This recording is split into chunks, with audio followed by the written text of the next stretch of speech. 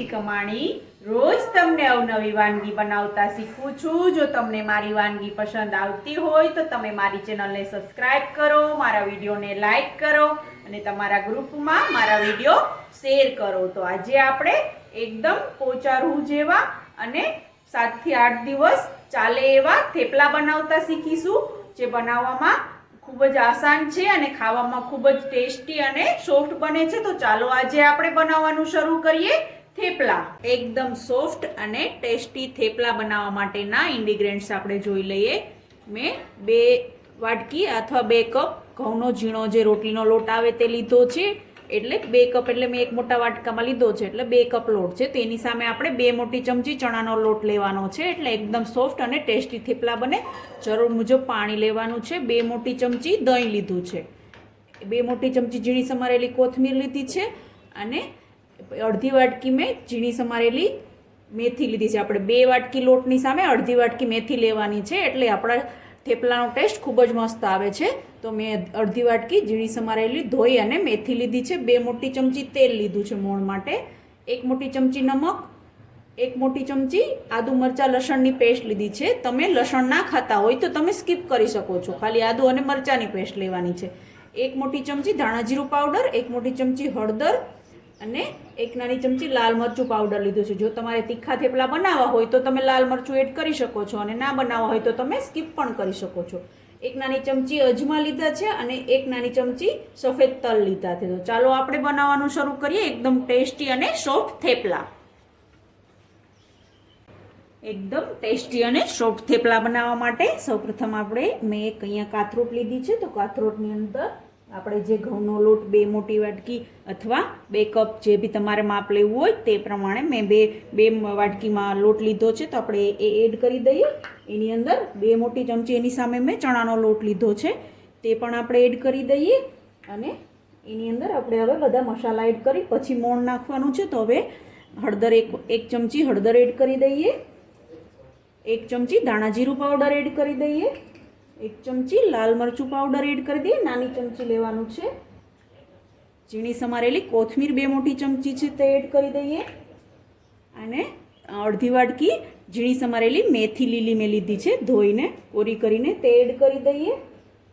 अजमो आवी रीते हाथमां लई अने हाथथी चोળી अने पछी एड करवानो छे, जेथी आपणा थेपलानो टेस्ट खूब ज मस्त आवे। अजमानो थेपलामां એટલા માટે આવી રીતે હાથ વડે ચોળી અને પછી એડ કરવાનો છે। અને આપણે હવે 1 ચમચી સફેદ તલ એડ કરી દેશું, 1 ચમચી નમક એડ કરી દેશું અને આદુ મરચા લસણની પેસ્ટ 1 ચમચી લીધી છે તે એડ કરી દઈએ। અને હવે આપણે બધી જ વસ્તુને પહેલા મિક્સ કરી લેવાની છે આવી રીતે, અને પછી આપણે એની અંદર મોણ નાખવાનું છે। તો તમે જોઈ શકો છો આપણી બધી જ વસ્તુ થેપલાની અંદર મસ્ત રીતે મિક્સ થઈ ગઈ છે।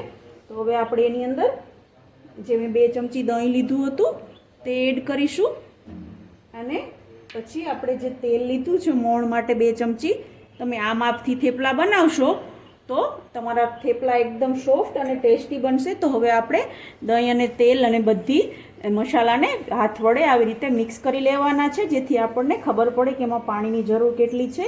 कारण के तमे दही अने तेलनुं मोण दही अने थेपला बनावशो तो आपणा थेपला एकदम सॉफ्ट अने टेस्टी अने लांबो समय सुधी पोचारू जेवा रे एवा बनशे। तो आवी रीते तमे पण आ मापथी घरे जरूरथी थेपला बनावजो।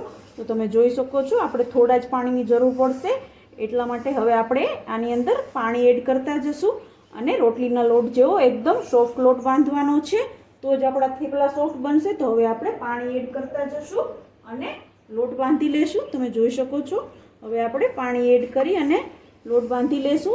તો જોઈ શકો તમે એકદમ સોફ્ટ લોટ બાંધવાનો છે। તો હવે આપણે એકદમ સોફ્ટ લોટ બાંધી અને લોટને 10 થી 15 મિનિટ માટે રેસ્ટ કરવા માટે ઢાંકીને રાખી દેવાનો છે। આપણો થેપલાનો લોટ બંધાઈ ગયો છે। તો હવે આપણે એની ઉપર આવી રીતે થોડું તેલ લગાવી અને આવી રીતે મસળી અને 10 થી 15 મિનિટ માટે એક વાસણ ઢાંકી અને રેસ્ટ કરવા માટે રાખી દેશું। તમે જોઈ શકો છો હવે આપણે તેલ લગાવી અને આવી રીતે આપણે લોટને 15 મિનિટ માટે રેસ્ટ કરવા માટે રાખી દેવાનો છે, જેથી એકદમ સોફ્ટ લોટ થઈ જાય અને આપણા થેપલા પણ સોફ્ટ બને। આપણે જે લોટને રેસ્ટ કરવા માટે રાખ્યો હતો તો આપણે 10 થી 15 મિનિટ થઈ ગઈ છે. તો હવે આપણે લોટને ચેક કરી લઈએ. જોઈ શકો છો તમે લોટ આપણો સોફ્ટ થઈ ગયો છે. તો હવે આપણે એને હાથ વડે વ્યવસ્થિત રીતે થોડીવાર મસળી લેવાનો છે, એટલે એકદમ મસ્ત થેપલા બને આપણા. તો હવે આપણે લોટને મસળી અને એના લુવા બનાવી લઈશું એક સરખા, એટલે આપણા થેપલા બનાવવામાં આપણે આસાની રહે. તો હવે આપણો લોટ મસળાઈ જાય એટલે આપણે એના લુવા બનાવી અને પછી થેપલા બનાવી લઈશું.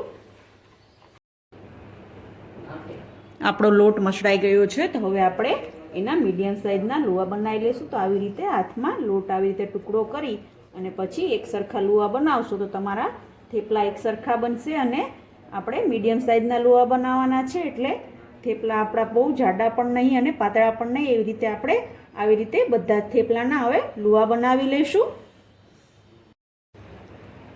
આપણા થેપલા બનાવવા માટેના લુવા આપણા તૈયાર થઈ ગયા છે. તો હવે આપણે થેપલાને વણી લઈશું.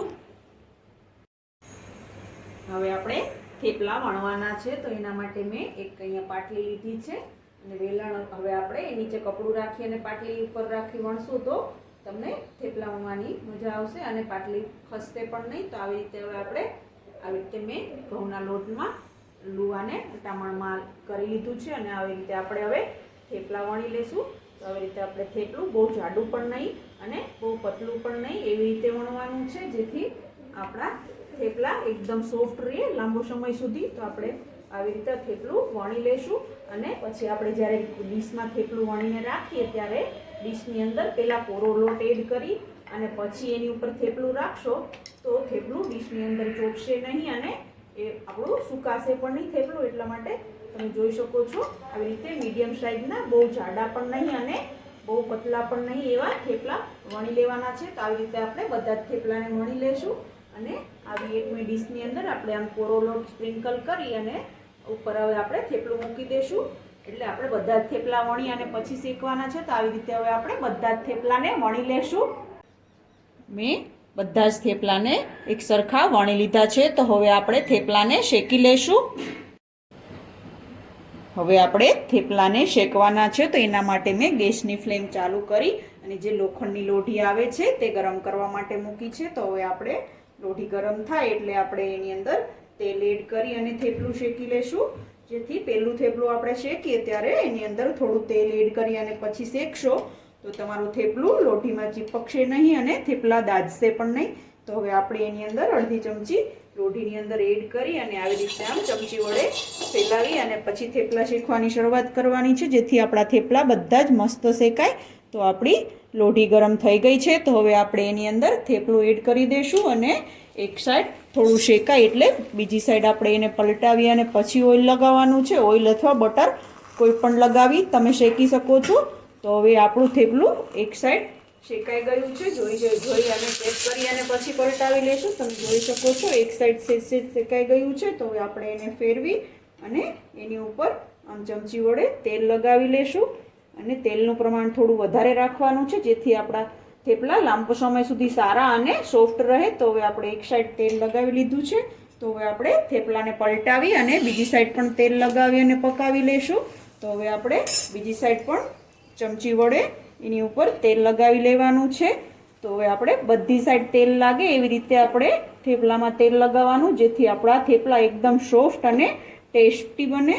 તો હવે આપણે બંને સાઈડ તેલ લગાવી દીધું છે. તો હવે એક સાઈડ પાકે નહીં ત્યાં સુધી આપણે થેપલાને પલટાવવાના નથી, નહીંતર આપણા થેપલા ચવડ થઈ જશે. તો એક સાઈડ વ્યવસ્થિત પાકે પછી જ બીજી સાઈડ પલટાવી અને પકવવાના છે. તો આવી રીતે આપણે બધા જ થેપલાને પકાવી લઈશું. આપણું મસ્ત અને ટેસ્ટી થેપલું શેકાઈને રેડી થઈ ગયું છે. તો હવે આપણે એને બહાર નીકાળી અને પ્લેટમાં રાખી દઈશું. તો આવી રીતે આપણે બધા જ થેપલાને શેકી લઈશું.